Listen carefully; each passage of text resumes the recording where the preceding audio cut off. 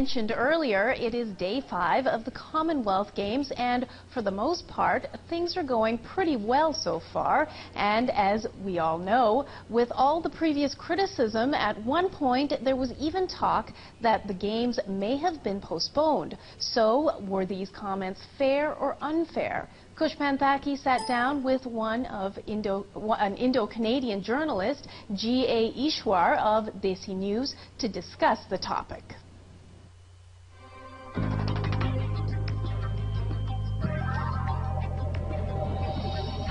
Now, Mr. Easwar, going into these games, India was accused of being woefully unprepared. This is despite being awarded the games 7 years ago. Now things seem to be running as they should. But, was India really deserving of getting the games in the first place? Delhi beat our Hamilton to get the games. But if the games were to be awarded only to those venues from developed countries, only a few nations would merit winning the games. That would be Australia, Canada, New Zealand, England. The games organizers, the awarding committee at that time felt that India is a rising economic power and that they should be able to pull it off, and they had a long lead time of about 7 years to prepare for it. So at that time the wisdom prevailed that yes, India is ready for it. And I think my own opinion is yes, India is a rising economic power. It's been a part of the Commonwealth. In fact, Commonwealth itself came into being after India's independence. So yeah, why not? Most of the efforts to speed up the preparations of the games were done on the backs of New Delhi's destitute. There were allegations of child labor. What do you make of these charges? I think it's what was meant to be a celebratory event got mired in very poor public relations on India's part. I think it was a public relations disaster more than anything else. The fact is, everybody knows that there are two Indias, and there's an India of 700 million people which is living below the poverty line of less than $2 a day income, and there's the very affluent India of 300 million people. The affluent India of 300 million people is the India that does the planning, bidding for these games and getting them and doing all that. But the job of delivering these games belongs to the India of 700 million people. Mm-hmm. And that second India, the people are the laborers, the workers who do the concrete work, who build the bridges, build the roads. They are the people who have come from the villages. They unlike in Canada, a laborer in India does not hold a certificate to say that he is qualified to do a particular job.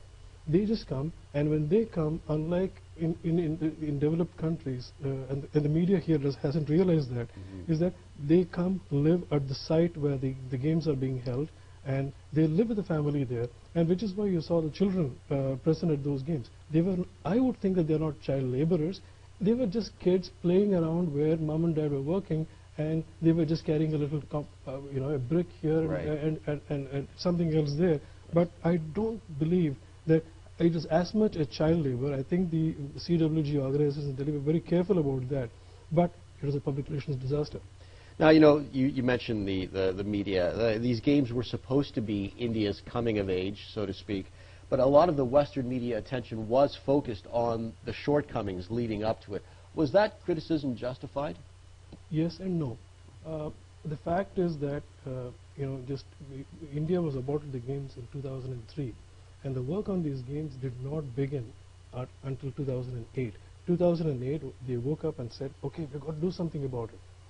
They have done, in some ways, they have done phenomenal work with these games. India built, in just a matter of 16 months, the world's largest bus terminal that can accommodate 1,000 buses for the games. They built the Jawaharlal Nehru Stadium in a matter of just less than 2 years, and it's state-of-the-art facility. But along the way, it was a collision of clash of two Indias. The affluent India getting its work done by the poor India, and those laborers who are not used to working with certain technologies, and so you had the toilets which were not very well finished. Some of the finish in some of the places were not good. But at the end of the day, as in a very chaotic preparation for an Indian wedding, it all came out, it was okay at the end of the day. Now, how have people in the Indian community here in Toronto and in Canada reacted to both the criticism leading up to it and now that the games are in progress? The day after the opening ceremony, I received a lot of emails, people sending me clips of various things about, very proud emails. But leading up to the games, there was a lot of disappointment, a sense of shame, and the Indian media was highlighting it as shame games, and people did not react very well to it.